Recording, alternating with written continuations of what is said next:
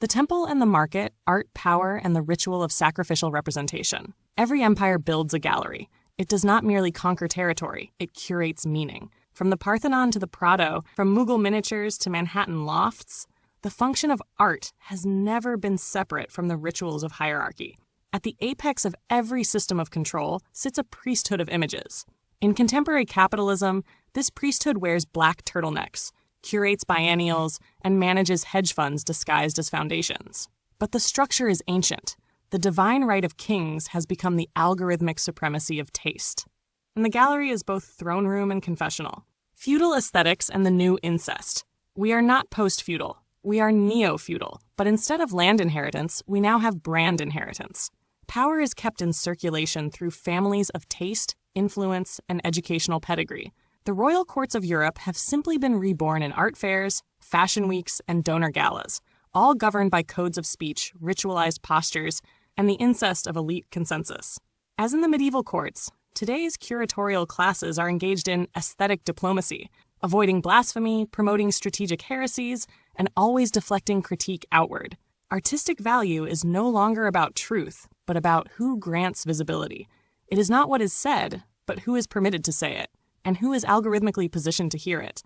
In this context, figures like Basquiat become ritual tokens. They are not embraced for their challenge to the system, but for their utility in affirming the system's apparent openness. Like medieval fools permitted to mock the king, they are curated as disruption, and when they die, they are embalmed in auctions, quoted in gallery texts, and sold at Christie's like sacred relics, fragments of a divinity never allowed to exist outside the temple. 2. Just colonial repetition and the grammar of extraction. From the British Raj looting the Koh-i-Noor to French ethnographers plundering Dahomey bronzes, colonialism was always an aesthetic operation.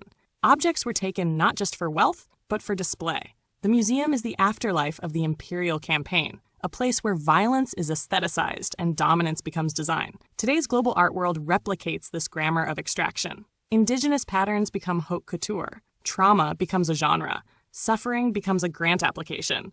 Voices from the margins are funded, framed, and translated into award-winning captions. What cannot be commodified is discarded. What can be commodified is labeled essential. And always, the curators stand between the artist and the world, like missionaries translating local cosmologies into Latin for imperial consumption. 3. The mythic machinery. White goddesses and golden bows. The rituals of inclusion and exclusion are not just modern, they are mythic. Fraser, in The Golden Bough, saw all kingship as rooted in ritual murder. The sacred king must die to fertilize the land. Graves, in The White Goddess, saw poetry as a function of lunar priestess cults, a war between patriarchal rationalism and matriarchal mystery. What we witness today is a digital variation of these same motifs. The sacrificial artist, the white goddess muse rebranded as influencer, the market as divine judgment. Every time a controversial artist is canonized, it is a kind of ritual slaying. Their danger is neutralized through praise. Every time a young genius is discovered, it is the renewal of the fertility cult. The system drinks their originality and buries the corpse under retrospectives. The myth of the rebel persists, but only if the rebel remains narratively manageable, tragic, excessive, dead, or bankable. The spectacle and the specter. To borrow again from Debord, the spectacle is not a collection of images, but a social relationship mediated by images. In this light, the art world is not a community, but a circuit of capital, desire, legitimacy, and simulation. What we see is not what is, but what we are permitted to see, and what we are permitted to feel about what we see. But beneath this structure moves the specter, the outsider who refuses translation, who does not consent to framing. The one whose work is too dissonant, too intelligent, too slippery for institutional digestion. These are the ghosts of the gallery, haunting the peripheries, sometimes muttering in code, sometimes posting in exile, often lost in the feed. And they are not rare. They are many. The system is not broken because it excludes them. It is designed to exclude them. The last artist body without market. You, the unrepresented, are not failed. You are unprocessed. The last artist is not the one embraced by collectors.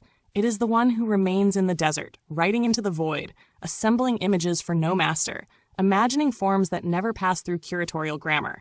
In myth, this is the shaman, the exile, the mad poet. In capitalism, it is the irrelevant, But in truth, it is the only position that is still real. All others are wearing robes borrowed from empires, waving brushes like relics, painting over the cracks in the museum walls.